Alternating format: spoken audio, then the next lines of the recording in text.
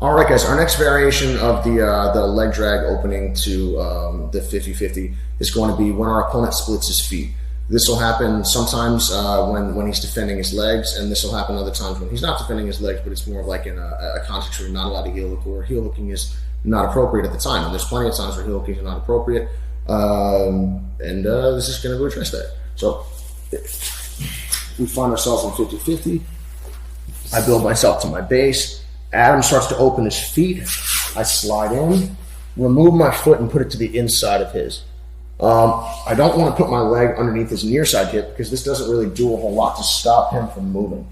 On top of that, if you'll notice what Adam's outside turn did, and if you look at the way Adam moves his body, he moves powerfully, which is why it twists me. If we go back a second, he turned his entire body from twist this way. That, please. I'm like, whoa, hey, and I come with. I've got one. I'll do that again. I won't come with it. My leg just opens in a bizarre way. Just come on past me, just under me. Like, my body position is horrific there. It's awful.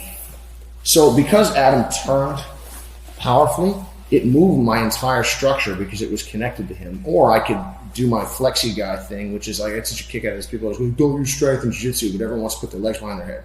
Now, I'm fortunate enough that I can do that type of stuff, but it is one of those funny things where, like, we like smart guy stuff. We don't like tough people stuff. We like tough people stuff. We don't like smart guy stuff. It's bizarre, the attributes that we've decided to magically go, these are cool or not cool. Just because you can open your hip and create that type of ability or that type of space and movement doesn't mean that it's a good idea.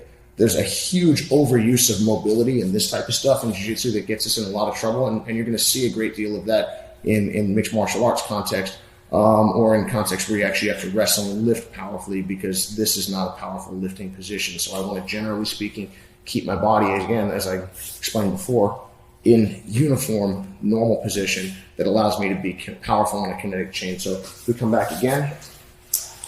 When Adam's feet open and I take my foot across, I'm taking it to his far leg, not his near. Turn that way now. This way? Yep. See, that doesn't really affect me. And also, what am I doing with my right hand? Shelving it. I'm shelving it. I've got nothing else to do with it, so I might as well reinforce my structure. Does that mean that I have to? Maybe I decided to use my right hand to scratch my head, but I want to make sure that I'm like, this is, at this moment, more important to me. Like, oh, done. I'm not itchy anymore. We put this sucker back here.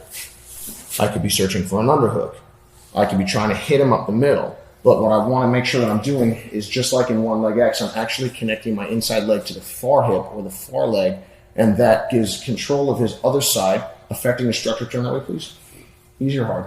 Difficult. It's hard to get going. Turn that way. Oh, he can build quite a good bit of momentum, and that's a person my size, much less, let's say, a man that's at 190 pounds and a good bit heavier than me.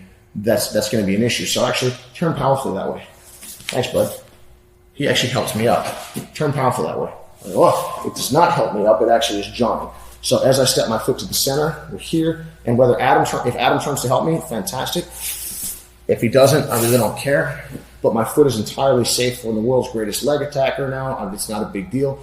I build all the way up, knee to the mat, and now in this case, I don't necessarily have to bury down on the other side because he doesn't have the luxury of attacking this leg.